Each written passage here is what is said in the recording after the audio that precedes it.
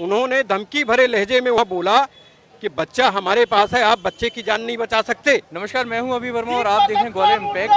मैं अभी साईं पर स्थित हूं, जहां पर मेरे साथ कई सारे आपको पीछे भी देख सकते हैं। यहाँ पर व्यक्ति हैं जो कि हिंदू महासभा संगठन के लालजी शर्मा। पहले तो मैं कोई और जानकारी ना दूं, मैं सारी जानकारी आपसे ही लूंगा कि एक्चुअल क्या हुआ था। एक्चुअल 14 जुलाई को मेरी पत्नी ने 2 जुड़वा बच्चे दिए, जिसमें से एक बच्ची और एक बच्चा। बच्ची का वेट चूंकि काफ़ी कम था, करीब 1.5 किलो के समथिंग, 1480 ग्राम, और बच्चे का वेट 2 किलो के आसपास था। तो अग्रवाल नर्सिंग होम में बच्चे पैदा हुए थे। उन्होंने सजेस्ट किया कि चूंकि बच्ची का वेट काफ़ी कम है तो इसको केयरिंग की ज़रूरत है और हो सकता है ऑक्सीजन की सपोर्ट की भी ज़रूरत पड़े, इसलिए आप यहाँ से करके किसी नर्सिंग होम में शिफ्ट कर दीजिए। तो हमने कहा ठीक है, कॉल कर दीजिए। उन्होंने कॉल किया तो अपन मंगल नर्सिंग होम में आके बच्चों को भर्ती कर दिए। भर्ती किया, उस समय दोनों पूरी तरह स्वस्थ थे। प्रिकॉशन के तौर पे बच्ची को ऑक्सीजन सपोर्ट पे लेना था, लेकिन इन्होंने बच्चे को भी साथ में रख लिया, हमने कोई ऑब्जेक्शन नहीं किया। दूसरे दिन बच्चे को जनरल वार्ड में डाल दिया और बच्चा पूरी तरह से फीडिंग ले रहा था हर तरह से। और 6 दिनों तक इन्होंने विभिन्न प्रकार की जांचें कराई, जिसमें बच्ची की भी और बच्चे की भी। सभी जांचों में 17 तारीख तक की बच्चे की जांच रिपोर्ट मेरे पास है। 17 तारीख तक जितने प्रकार की जांच होती हैं वो सब में बच्चा 100% स्वस्थ था। 17 तारीख को मैंने इनको बोला कि चूंकि बच्ची को आप बोले अंडर वेट है तो अपन 2-4 दिन और रख लेते हैं, जो भी आप बोलो। तो उन्होंने बोला 3-4 दिन और रखना पड़ेगा। तो मैंने कहा बच्चे को घर भेजिए, इसको क्यों यहाँ डाल के रखें, बेटर ये होगा कि घर में माँ का दूध पिए और वो रहे। तो उन्होंने बोला 1 आध दिन और। 18 हो गई, फिर मैंने 18 को कोई जांच नहीं हुई, 19 को कोई जांच नहीं हुई। तो मैंने फिर 19 तारीख को डॉक्टर साहब से शाम को बोला कि साहब आप इसको घर भेजिए, क्यों यहाँ रखे हुए हैं। तो उस दिन भी उन्होंने टाल दिया और बोले कि ठीक है, एक काम करते हैं, कल ले जाइएगा, यानी 20 जुलाई। मैं भी मान गया, शाम का वक्त था 7:30 के आसपास।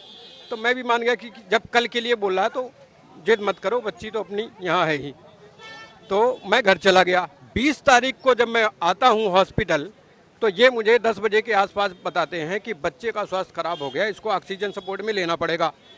ले लिया।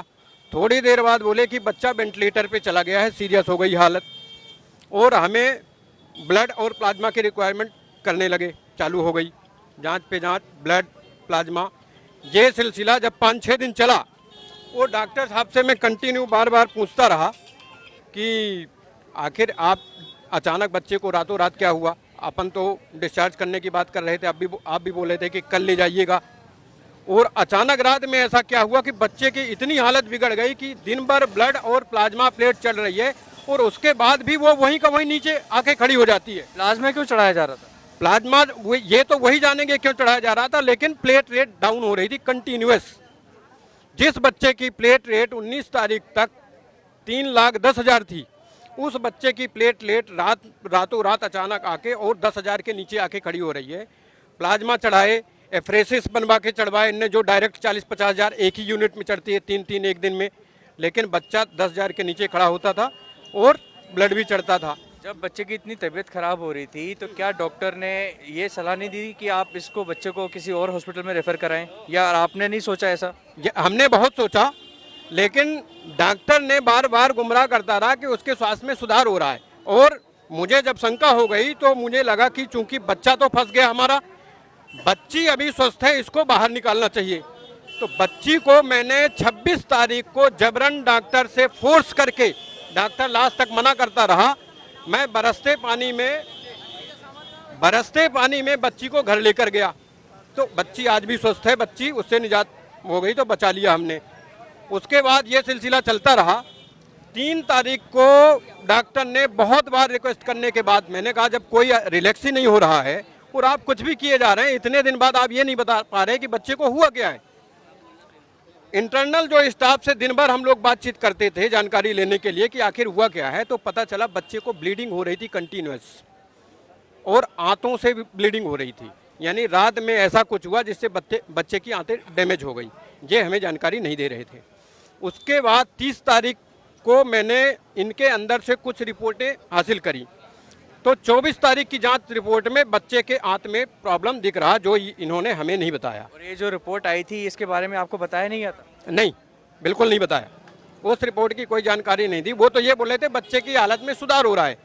उसके बाद बहुत रिक्वेस्ट करने के बाद बच्चे की रिपोर्ट आई, सारी चीज़ें हुई, लेकिन उसको जो भी रिपोर्ट आनी थी उसके बाद जो भी रिजल्ट आया उसके बारे में पेरेंट्स को नहीं बताया गया कि एक्चुअली हालत क्या थी। आगे बताइए।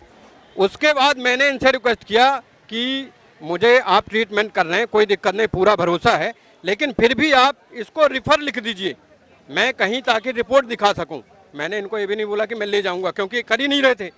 तब जाके इन्होंने रिफ़र लिखा एम्स के लिए, और उसमें भी लिखा कि फला फला ट्रीटमेंट ये सब हम कर रहे हैं, बच्चे की हालत में निरंतर सुधार हो रहा है, पेरेंट्स के रिक्वेस्ट की वजह से हम आपको लिख रहे हैं। और इसी को बेस बना के फिर भी मैंने एम्स में अपना अपॉइंटमेंट करा लिया। और एम्स की टीम ने जब यहाँ बात किया तो एम्स वालों को इन्होंने बोला कि बच्चा मूविंग कंडीशन में नहीं है। एक तरफ लिखकर भेज रहे हैं कि बच्चे के स्वास्थ्य में निरंतर सुधार हो रहा है, पेरेंट के रिक्वेस्ट पे हम ये लिख रहे हैं। दूसरी तरफ जब वहाँ की टीम बात करती है तो बोलते हैं कि बच्चा मूविंग कंडीशन में ही नहीं। आप यहीं डुअलिटी समझ जाइए। ये 3 तारीख की घटना है। उसके 3 अगस्त की 3 अगस्त की। उसके बाद फिर बच्चे की हालत में कोई सुधार नहीं दिखा तो हमने विजय गुप्ता, एक डॉक्टर रिक्वेस्ट किया, अपोलो के हैं, हमने कहा हम चाहते हैं आप ट्रीटमेंट कर रहे हो, कोई दिक्कत नहीं, लेकिन एक डॉक्टर आप और ले लीजिए। तो हमारे रिक्वेस्ट करने के बाद भी विजय गुप्ता को इन्होंने कंटिन्यू नहीं किया। हम बोलते थे कि विजय गुप्ता को कंटिन्यू आने दीजिए, तो लेकिन कंटिन्यू नहीं किया। अब कोई डॉक्टर कंटिन्यू अगर वो ऑब्जर्वेशन नहीं करेगा तो उसका ट्रीटमेंट क्या करेगा। और इस तरह से ये प्रक्रिया लगातार चलती रही।